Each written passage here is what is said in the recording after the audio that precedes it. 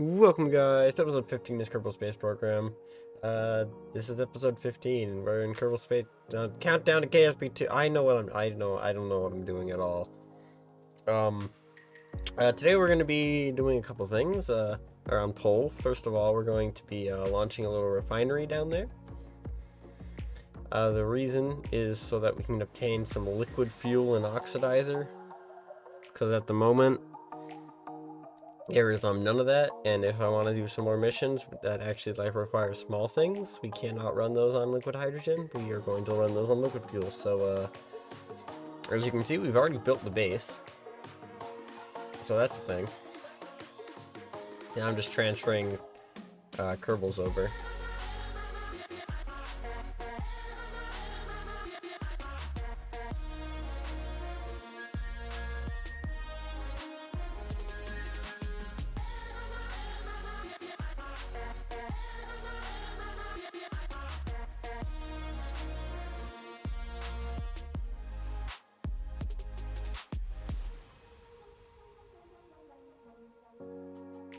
Alright, so now that we're here, we can begin our landing on Pole. This mission was initially supposed to scan itself for a landing site, but those two things I put on there can't scan this low, so that's a thing. I'm a genius, alright? Don't worry about it, it's fine. Anyway, so this will be able to make us LH2, liquid fuel oxidizer, and also monopropellant. So as you can see, I've kind of picked this little area right here as a landing spot. There's not really a great place on Pole to land anything, so this will just have to do.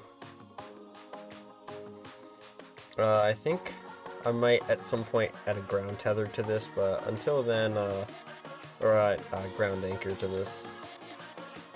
Until then, we'll have to do with the ground tether from USI, so here's a landing. There's landing right there. The adjustable landing legs will allow us to kind of flatten ourselves out, but we're still going to kind of slide down the hill, unfortunately. KSP2, please help us. Anyway. Okay, so there's some new parts on here. Those two Lego-matic parts right there. Those yellow ones. Those are for creating material kits. The reason for that is so that we can have material kits being made for our transport credits, which for some reason you can't actually transport liquid fuel up to the station with transport credits. I don't know why. You can do it with monopropellant, you can do it with LH2, but you can't do liquid fuel oxidizer, which I find extremely dumb. Please find a way to fix it. Anyway, most of our power here actually comes from that fuel cell, which you can see on the side there, which I thought was cool. So it's basically infinite power. It's like 108 as well, so it's not like it's not a lot either.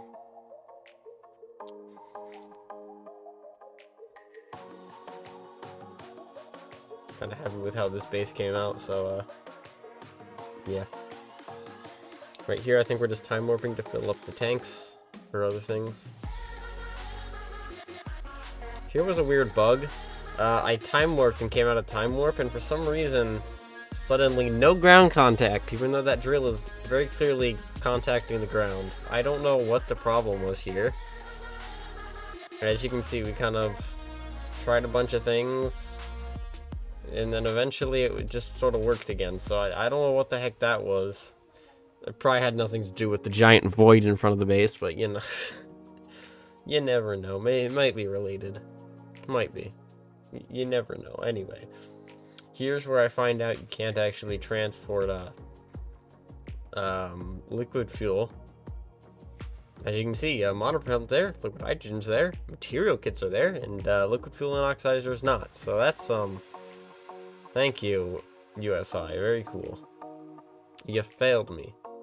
So we transport up some liquid hydrogen and monopropellant up to there. It takes about an hour to get there, but luckily we have time warp, so it's just here now. Anyway, until then, what we're gonna do then is get some storage on the actual, not station, mothership here. Since I figure that's kind of important. If you want to actually have fuel up here. Fuel up here. Okay, yeah. Also, weird thing.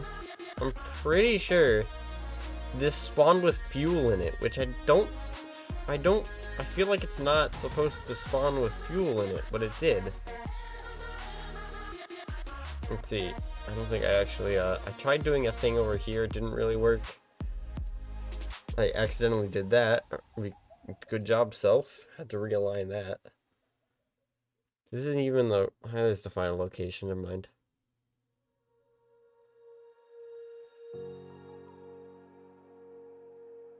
Anyway, you can see those radiators there are glowing red hot. So there's the second one. We're gonna put that on the other side, right about there, I think. And then on this side, we will readjust it a little bit and readjust the other one as well.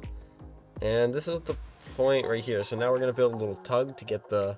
Since I realized that you couldn't do it the other way, we had to get some down. And here I realized there's fuel and oxidizer in there. I don't know where that came from. I don't think you're supposed to be able to do that. The monopropellant on there came from the actual mothership. I don't know where the fuel came from. I really don't. Anyway, here's our landing.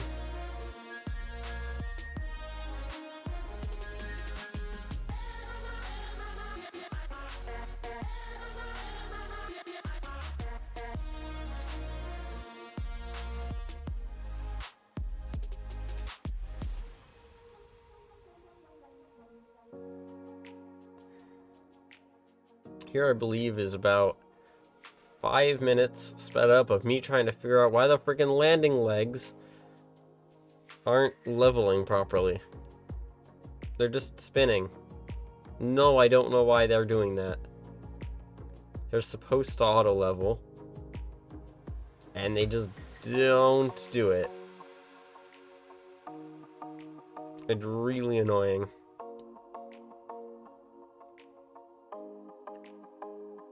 I don't know why they didn't auto level, but they didn't, so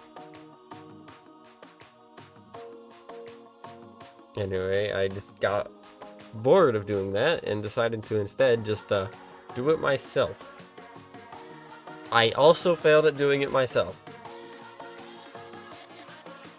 I don't know why I spent so long doing this either. Please don't ask. I don't know why I spent so long trying to get this. It doesn't matter at all. As long as it doesn't fall over, it's fine.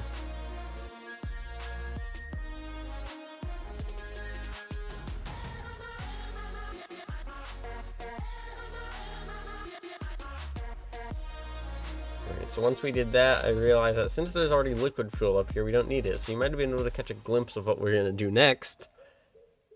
If you've watched any of the previous episodes, you might have recognized what this is gonna be. Also, there's a weird bug with this. For some reason, if I didn't have SAS on, it would just spin in circles like crazy. I don't know why. So there I am doing staging.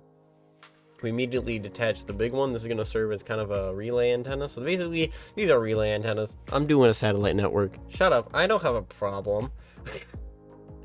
I don't have a problem. This is also a research satellite, so I put it at 100 kilometers. It's a reasonable altitude for science and the ScanSat stuff, so it's a little higher than those ones are designed for, but that should give them a boost rather than a disadvantage.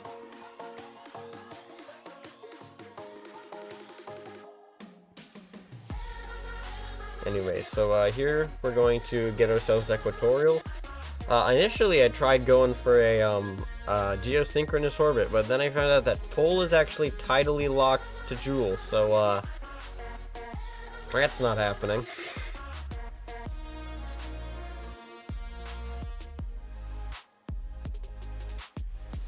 Anyway, so we're gonna go for a 56-kilometer orbit, which actually means for the 3 satellites we're gonna have to lower our periapsis to about 8,600 meters. And at periapsis, we release our first satellite.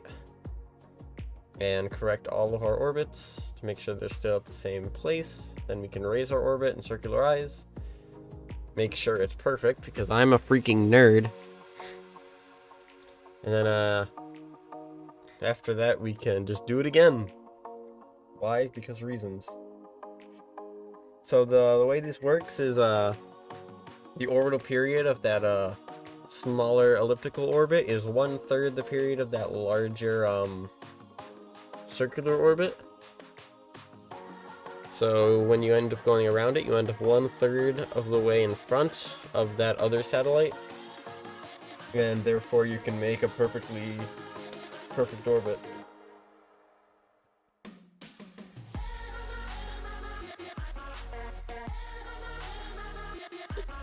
Here, for some reason, all those batteries decided to yeet themselves off to freaking wherever that went, so you know, that's fun. I intended those batteries to stay on that stage when I deorbited it, but now they're just space debris, so you know. You love to see it. No, you don't. You hate to see it. Why have you done this to me, Kerbal Space Program? How could you do that? Anyway, I'm ranting on about literally nothing. Thank you, self. Very cool.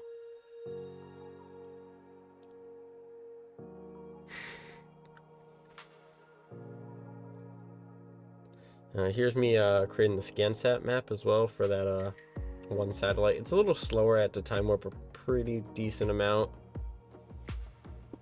So I'm just checking for resources. I think all the main resources are here for us to actually, like, if I wanted to, set up an actual proper base, except I didn't see any exotic minerals.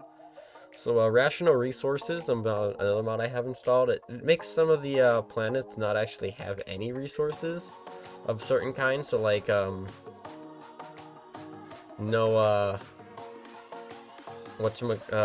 metallic ore on Ike, for example. That's the kind of thing that'll do, and so we don't have any exotic minerals on here, but that's the end of the video, guys. Hope you guys enjoyed. If you want to watch more of my episodes, then you can always check out my homepage. Everything's there. Anyway, see you guys next time, guys. Bye!